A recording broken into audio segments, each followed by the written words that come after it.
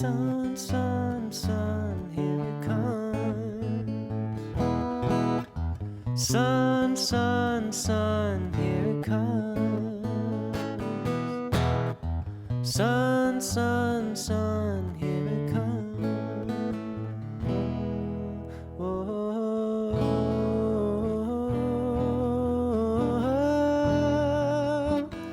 little darling, it feels that I feel that ice is slowly melting.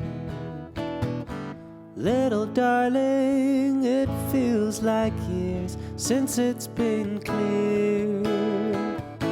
Here comes the sun, didn't do that. Here comes the sun, and I say it's alright. But do but do but do but do but do but do da da da da da, little darling. I want to talk about Here Comes the Sun today. Thanks for jumping on the stream. Welcome to another installment of Get Good at Songwriting, where we cover music theory and some of my favorite songs and what it is about the composition that makes it great from an analytical composition standpoint. And today we're talking about the Beatles, Here Comes the Sun. And I'm gonna get this reverb off my voice real quick. There we go. So yeah, this song's pretty straightforward, aside from this one bit that we're about to talk about. There's one cool little borrowed chord to mention in the verse where it's songs in A major. Little darling, it feels like years since it's been clear. Here comes the sun. So we're just rolling on the 1, the 4, and the 5 chords so far, right? 1 chord A major, 4 chord D major, 5 chord E major. But then there's this one outside chord that really spices things up when it goes, here comes the sun, didn't do that. Here comes the sun, and I say it's alright. Cool, right? So what's going on? This chord right here is not in the scale, it's a B7. What would be native to an A major scale is a B minor 7 with a D natural for its third. But instead we get this slight lift, slight extra brightness from the parallel Lydian mode, A Lydian, B7, the major triad.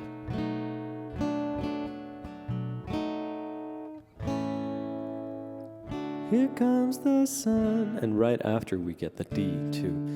Right after we get a chord that highlights the D natural, we get a chord that highlights the D sharp. And then you can walk the bass up from D to D sharp to E, make it like a second inversion, A chord. So that's all well and good, but this isn't what I really wanted to talk about today. What I really wanted to talk about today is the bridge part that I was playing at the beginning of the stream. And that part is freaking cool, so stick around. Got some organic ceremonial cacao here. So good. Got the reverb back, right? Anyway, let me get that back off here for a second. There we go. So what I wanted to talk about is this bit right here. If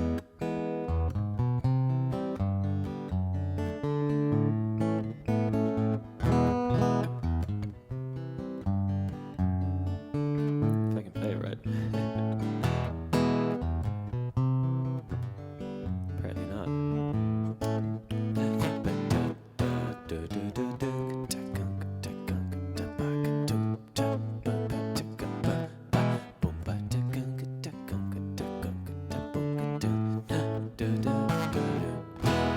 So what's going on here?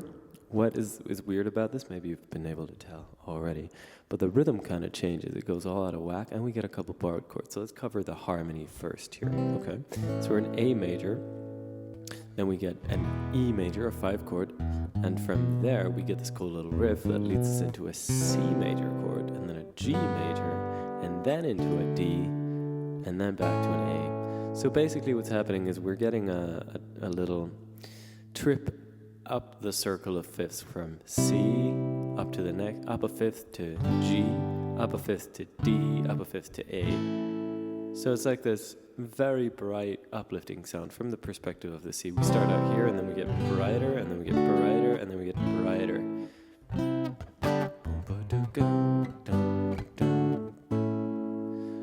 Although the C chord, when it first hits, you could argue it sounds a little dark because it's a borrowed chord from, or at least you could analyze it as a borrowed chord from the parallel minor scale, A minor. We're in A major and not in A minor. There is no C natural in A major, but still we get a C natural chord, as opposed to the C sharp, which is native to the key of A major. So this sounds like a chord from A minor. We're borrowing a little bit, and it's called modal interchange. This is called a borrowed chord because we're borrowing a little bit of the sound from A minor, a little bit of the darkness. And then we get a G, which is a flat 7 chord, which is also not present in A major. In A major, there's a G sharp, not a G natural.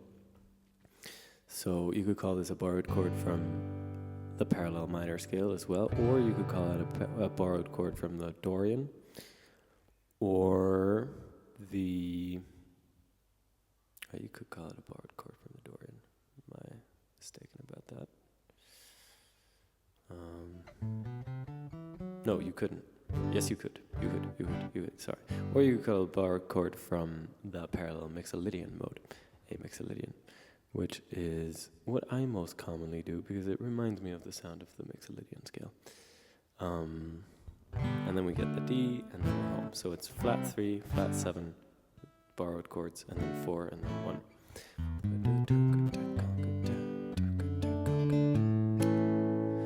And what's going on rhythmically here is very, very interesting, parallel to the harmonic interest that we get in that section.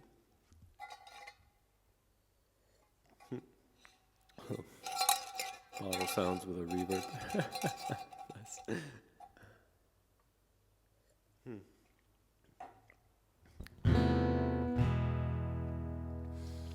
Songs in 4/4, right? 1, 1, 2, 3, 4. Da da da da ba ba ba ba ba. 1 and 2 and 3 and 4 and 1 and 2 and 3 and 4 and 1 and 2 and 3 and 4 and 1 and 2 and 3 and 4 and this is the 8th note grid right here. Taka buku taka buku taka. There's always groups of 4. Buku taka 1 2 3 4 1 2 3 4 1 2 3 4 1 2 3 4 1 2 3 4 1 2 3 4 1 2 3 4 1 2 3 4. But check out what happens when the bridge hits. We get 1 2 3 1 2 3 1 2 3 1 2 3 1 2 1 1 2 3 4 1 2 3 4 1 2 3 4 1 2 3 1 2 3 1 2. Sorry, 1 2 3 1 2 3 1 2 3 1 2 1 2 3 4 1 2 3 4 1 2 3 4 1 2 3 1 2 3 1 2 3 1 2 3 1 2 1 2 3 4 1 2 3 4 1 2 3 4 1 2 I messed up.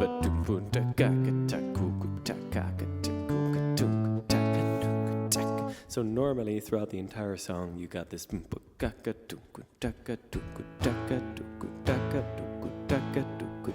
for this one section we get a ba ba ba ba ba ba ba ba ba ba ba ba, and that rhythmic switch up just gives it so much interest. You could call this an odd meter thing, and if you were to write it out, let me see, how would I write this out?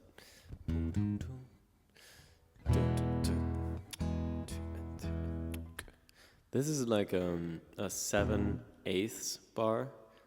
1 2 3 4 1 2 3. So 1 2 3 4 5 6 7 1 2 3 1 2 3 go done. And then like like a 6/8 and then a 5/8. It's like a 7/8 6/8 5/8. 1, 2, 3, 4, 5, 6, 7. 1, 2, 3, 4, 5, 6. 1, 2, 3. 1, 2, 3, 4, 5, 6. 1, 2, 3, 4, 5. 1, 2, 3, 4. 1, 2, 3, 4. 1, 2, 3, 4, 5, 6, 7. 1, 2, 3, 4, 5, 6. 1, 2, 3, 4, 5. 1, 2, 3, 4. 1, 2, 3, 4. 1, 2, 3, 4, 4, 5, 7. 1, 2, 3, 4, 5, 6. 1, 2, 3, 4, 5, 1. So it's like a, you could call it a 4/4 followed by a 7/8 followed by, or a 4/4 of course being the same thing as an 8/8, right? 4/4, then a 7/8, then a 6/8, and then a 5/8. If you really wanted to get technical about it, but I don't think the Beatles were really thinking about that. They were just thinking about the grid that they had, and they were like, what if we do a group of 3 there instead of a group of 4? And then a group of 2 ended up joining the phrase. Well, 1, 2, 3,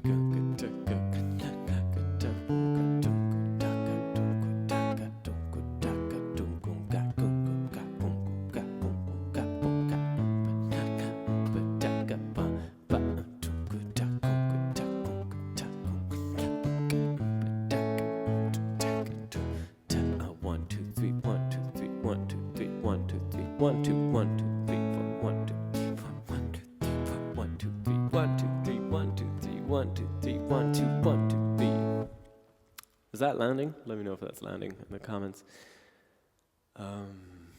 And that's it for today. Let me know if you need any help recognizing and developing any applications for this in your own songwriting, because the applications for this are really, really, really huge. Rhythmic asymmetry in general is a huge topic, and it's fantastic for adding interest to your songs.